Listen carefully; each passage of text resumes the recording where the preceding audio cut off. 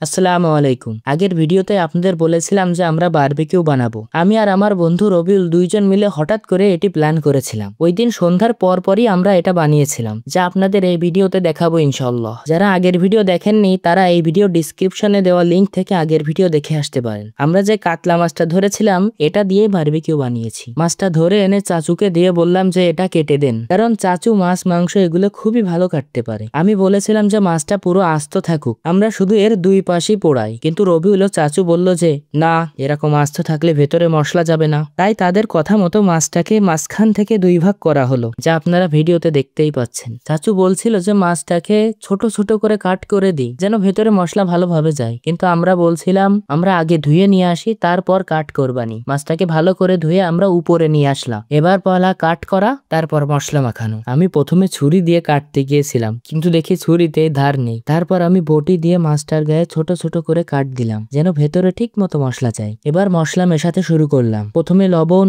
এরপর হলুদ, ঝালের গুঁড়া আর বিলিন করে রাখা পেঁয়াজ, রসুন, আদা দিলাম। এগুলো আমরা বিকেলেই করছিলাম আর সন্ধ্যা পর্যন্ত এটাকে ঢেকে রেখেছিলাম। আর বারবিকিউ করার জন্য যে সসটা আছে ওই সসটাকে বারবিকিউ করার আগে দিব, এমনটাই প্ল্যান করেছিলাম আমরা। সন্ধ্যার পর আমরা ছাদে গেলাম আগুন তৈরি করতে। চাচু কাঠ দিয়ে আগুন তৈরি করছিল আর আমি কাঠগুলো এগিয়ে দিচ্ছিলাম। আগুন পুরা ঠিকঠাক জ্বালানোর পর আমি নিচে গেলাম মাছ আনতে। উপরে মাছ এনে তারপর এখানে এসেই বারবিকিউ সস ও সয়া সস দিয়ে ভালো করে মাখিয়ে নিলাম মাছটা। এবার মাছ প্রস্তুত বারবিকিউ করার জন্য। বারবিকিউ করার দায়িত্ব দেওয়া হলো চাচুকে। আমরা আগেও বারবিকিউ বানিয়ে খেয়েছি। আমরা বিশেষ করে রূপচাঁদা ও তেলাপিয়া মাছ বারবিকিউ বানিয়ে খেতাম, কিন্তু আজকে এই প্রথম বড় মাছ। এজন্য আজকে যে কোনো না কোনো একটা সমস্যা হবে এটা আমরা আগে থেকেই বুঝতে পেরেছিলাম। আমাদের কাছে বারবিকিউ করার জন্য যে সমস্ত জিনিস, তা সবই ছোট মাছের জন্য।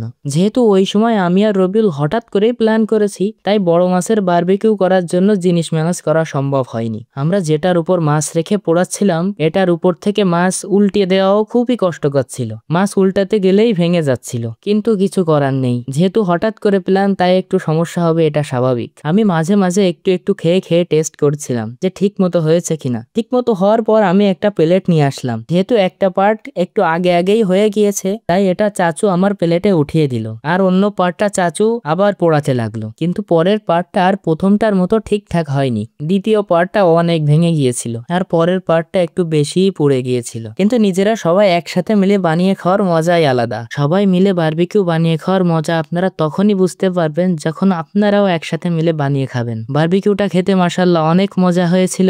আজ এ পর্যন্তই। সবাই আমাদের জন্য দোয়া করবেন। আসসালামু আলাইকুম।